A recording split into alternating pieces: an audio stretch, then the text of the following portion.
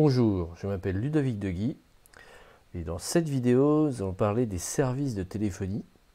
Alors, il s'agit d'une petite série de vidéos sur les bases de la TOIP, série de vidéos que j'ai appelée TOIP BASICS. Donc, si vous êtes intéressé par ce type de vidéo, cliquez sur le lien en dessous pour vous inscrire à la newsletter et vous serez notifié à chaque fois qu'une vidéo sort.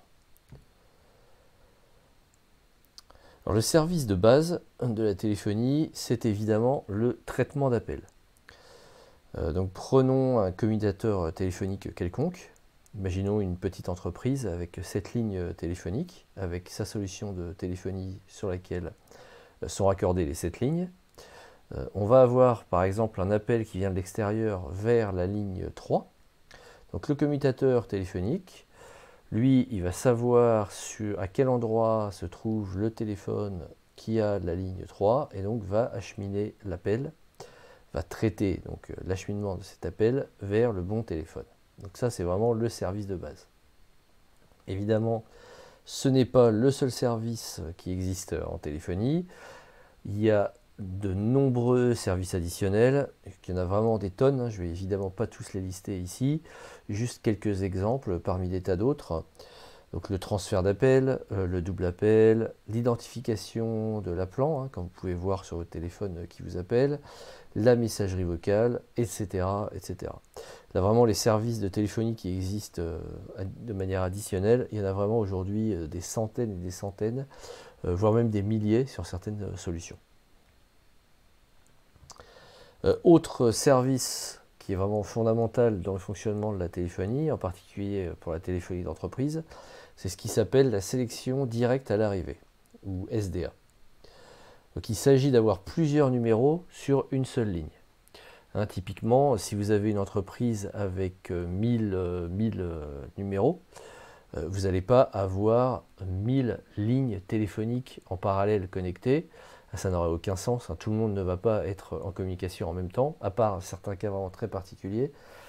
Par exemple, un centre d'appel, une hotline, là où potentiellement on peut avoir même plus d'appels en cours que de personnes, si on compte les appels en attente, etc.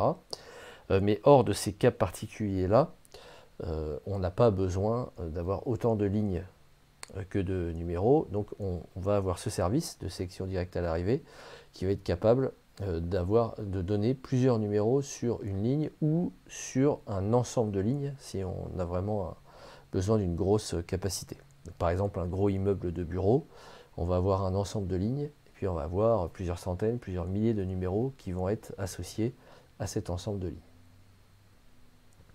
Alors, un service qu'on retrouve assez souvent aussi en entreprise, c'est le groupement de postes. Donc il s'agit de faire sonner plusieurs téléphones, donc d'où le nom groupement de postes, faire sonner plusieurs téléphones en appelant un numéro, le numéro du groupement. Quand il y a un appel vers le numéro de ce groupement, il y a tous les téléphones qui ont été configurés pour faire partie de ce groupement qui vont sonner en même temps. Donc ça, c'est le principe basique du groupement de postes. Évidemment, il y a bien d'autres services encore. On peut citer le filtrage d'appel, la mobilité, le serveur vocal, la synthèse vocale, le centre d'appel, enfin bref, les possibilités sont quasiment infinies.